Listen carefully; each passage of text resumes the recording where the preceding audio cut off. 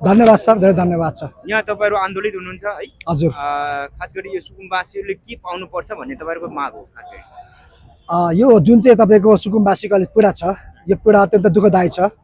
उहाँले चाहिँ चाँडोभन्दा चाँडो राहत पाउनु पर्यो, उहाँलाई सही ठाउँमा स्थानान्तरण हुनु पर्यो र उहाँहरूको बच्चाहरूदेखि लिएर सबै वृद्धहरूले सबैले होइन एउटा नेपालमा बस्ने एउटा वातावरण चाहिँ मिल्नु पर्यो उहाँहरूलाई।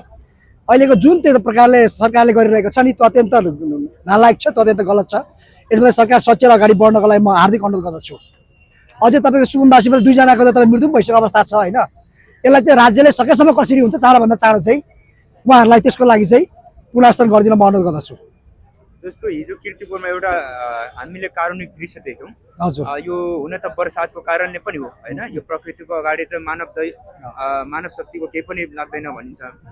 त्यो होल्डिङ सेन्टरमा खास गरी बाढी पस्यो, त्यस पछाडि त्यो व्यवस्थापन को लागि सरकार त तयारी रहेको थियो, तर त्यहाँको होल्डिङ सेन्टरको मान्छेहरूले हामी यही बस्छौँ, यही मर्नु परे पनि मर्छौँ, अन्त जाँदैनौँ। फ्रस्ट्रेसन भइसकेको कुरा हो क्या सर त्यो भनेको नि। उहाँहरू चाहिँ सरकारसँग वाक्क दिक्क भइसक्यो नि त।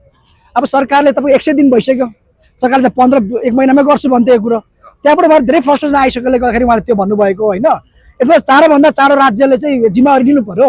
सुकुम्बासी भनेको त नेपालीहरू हुन् नि त, सबैभन्दा पीडित पक्ष उहाँहरू हुनुहुन्छ। उहाँलाई सरकार चाहिएको छ। करोडपति मान्छेहरूलाई नेपालमा घरहरू हुने मान्छेलाई सरकारको त्यति आवश्यक नपर्ला, तर त उहाँहरू त असहाय हुनुहुन्छ, असक्षम हुनुहुन्छ होइन।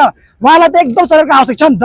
यस्तो बेला सरकारले तुरन्त उहाँलाई चाहिँ तपाईँको स्थानान्तरण गरेर सही ठाउँमा निवास बनाएर पर्छ भन्ने मेरो मान्यता हो। र सरकारले यसो गर्दैन भनेदेखि होइन ठुलो क्रान्ति हुने सम्भावना छ। र सरकारलाई पनि धाकासँग चाहिँ चाँडोभन्दा चाँडो चाहिँ उहाँहरू होइन यसमा चाहिँ ध्यान आकर्षण गरेर चाहिँ सुकुम्बासीलाई चाहिँ तपाईँको सही ठाउँमा चाहिँ उहाँहरूलाई समायोजन गर्न अनुरोध गर्दछु। होइन हजुर, म त होइन, म त सुकुम्बासी होइन, म चाहिँ बुढा नीलकण्ठ वडा नम्बर 2 निवासी हो होइन। तर उहाँहरूको देख्दाखेरि त्यस्तो लागेको मलाई। म स्वत रूपमा आएको यो आन्दोलनमा तपाईँ होइन, कसैले बोलाओस् नभओस् आइरहेको हुन्छु। र यसमा चाहिँ सुकुम्बासीको पीडामा चाहिँ होइन एउटा हातमा हैसियत होस् भनेर होइन उहाँहरूको लागि आवाज उठाइदिनु म आएको।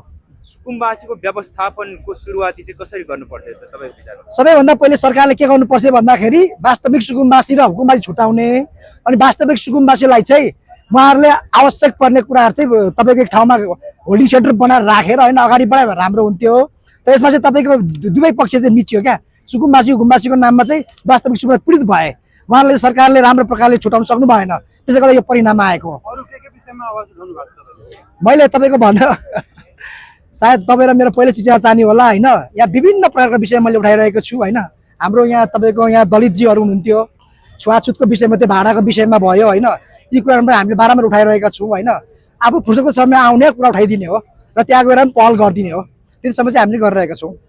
यो सरकार चाहिँ सुकुम्बासी व्यवस्थापनमा भनेपछि तपाईँहरूको नजरबाट फेलर सरकार नै हो?